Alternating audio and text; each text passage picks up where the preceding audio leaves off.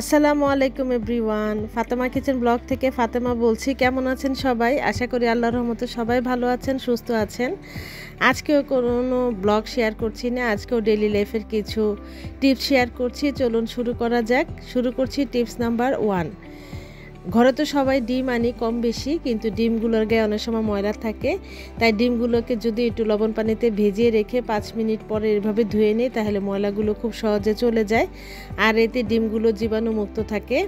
আমি এখন ভালো করে ডিমগুলো ধুয়ে ঝুড়িতে নিয়ে নিচ্ছি। শুরুতে আর একটি রিকোয়েস্ট, যারা এখনও আমার চ্যানেলে একটি লাইক দেননি, একটি লাইক দিয়ে চ্যানেলটি কন্টিনিউ করার অনুরোধ করছি। আপনার একটি লাইক আমার চ্যানেলটি সবার কাছে পৌঁছে দেবে। এখন শেয়ার করছি টিপস নাম্বার 2। এখন যেহেতু আমের সময়, আমরা ঘরে সবাই আমের আচার দিয়েছি, আর যখন আমের আচার দিয়ে আমের গায়ে এরকম একটা ফাঙ্গাস পড়ে যায়, যদি পর্যাপ্ত পরিমাণে তেল উপরে না থাকে, এর জন্য একটা কড়াইয়ের মধ্যে আপনারা পরিমাণ মতন তেল নিয়ে নেবেন। আমি এখানে 1/4 কাপের মতন তেল নিয়েছি। তেলটাকে এখন আমি একটু ভালো করে গরম করে নিব। একদম ফুটে ওঠা পর্যন্ত অপেক্ষা করব। যখন এরকম ফুটে উঠবে, ভালো করে বলক আসবে, আমি গরম তেলটা এইভাবে আচারের বয়মের মধ্যে দিয়ে সাথে সাথে মুখটা আটকে দিব। এতে করে দুইটা সুবিধা, আমার আচারের গায়ে কখনো ফাঙ্গাস পড়বে না, আর আচারটা অনেক দিন পর্যন্ত ভালো থাকবে। আমি সাথে সাথে মুখটা আটকে দিয়েছি, এখন আর মুখটা খোলার কোনো প্রয়োজন নেই। আপনারা এটা পরে খুলে নেবেন। এরকম গরম অবস্থাতে আপনারা মুখটা আটকে দিবেন, এতে করে আপনাদের আচার অনেক দিন পর্যন্ত ভালো থাকবে। আশা করি উপকারে আসবে। এখন শেয়ার করছি টিপস নাম্বার 3। আমাদের সবার ঘরে এরকম এলাচ থাকে। এলাচ দিয়ে যে কত বড় একটা উপকারী জিনিস হয়, সেটা আপনাদের সাথে আজকে একটু শেয়ার করে নিচ্ছি। এখানে আমি 4টা বড় বড় এলাচ নিয়েছি আপনাদের দেখানোর জন্য সুবিধার্থে। এলাচের ভিতরে যে দানাগুলো থাকে, এটা যখনই আমরা ডেজার্ট বানাই, এলাচের গুঁড়া কিন্তু আমরা সব সময় দেই। এই এলাচের গুঁড়াটা যখন আপনার মাথা ব্যথা বা প্রেশার হবে, আপনারা এখান থেকে 2-3 চিমটি বিচি মুখে রেখে দিবেন। এতে করে আপনাদের প্রেশারটা কমে যাবে এবং সাথে সাথে মাথা ব্যথাও কমে যাবে। এতে এই এলাচের বিচিগুলো হাড়ের ব্যথাও কমায়। আর যখন এরকম বিচি দানাগুলো বের করে নিবেন, নিয়ে ওই ছোলকাগুলো ফেলে দিবেন না, এগুলো আপনারা চিনির মধ্যে রেখে দিবেন। এতে করে চিনির গায়ে আর পিঁপড়া আসবে না। আমি ওইটা ডিটেলসে আপনাদের দেখাইনি, আশা করি উপকারে আসবে। এখন শেয়ার করছি টিপস নাম্বার 4। সবার ঘরে এরকম কাঁটা চামচ থাকে। আপনারা একটু মজবুত দেখে বা একটু বড় বড় দেখে কাঁটা চামচটা এভাবে নিয়ে নেবেন। আমি আপনাদের দেখানোর জন্য এই কাঁটা চামচ দুইটা ইউজ করছি।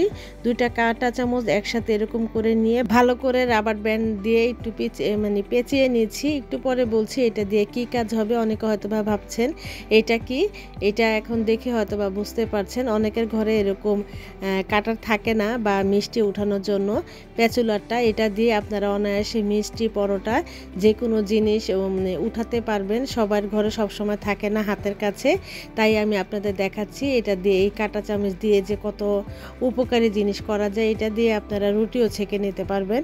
মিষ্টিগুলো আমি অনায়াসে দেখেন। এখন আমি এই চিমটিটা দিয়ে আমি মিষ্টিগুলো প্লেটে নিয়ে নিচ্ছি। আশা করি আপনাদের এই টিপসটি উপকারে আসবে। এখন শেয়ার করছি টিপস নাম্বার 5।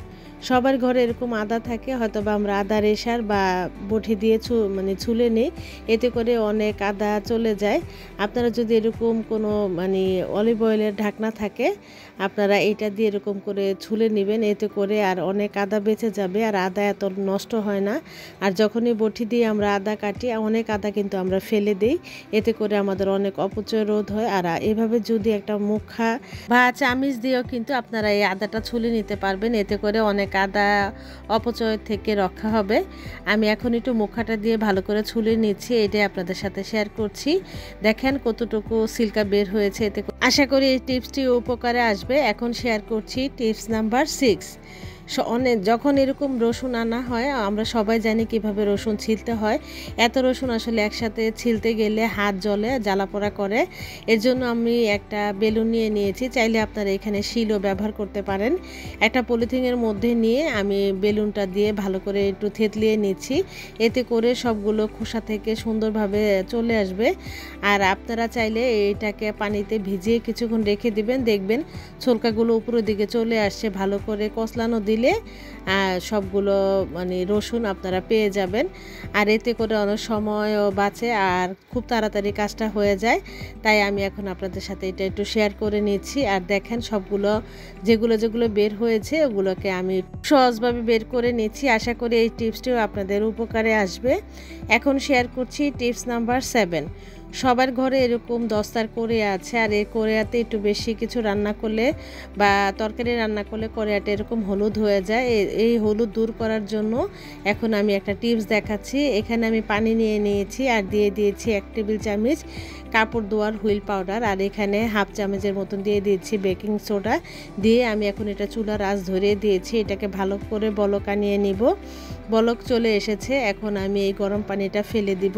ফেলে দিয়ে আমি গরম অবস্থাতে ভালো করে আমি ভীম সাবানটা দিয়ে একটু মেজে নিচ্ছি। আপনারা আপনাদের পছন্দ অনুযায়ী সাবান দিয়ে মেজে নিতে পারেন, কিন্তু ভীম সাবানটা দিয়ে মাজলে খুব তাড়াতাড়ি দস্তারে কোরিয়াটা পরিষ্কার হয়ে যাবে।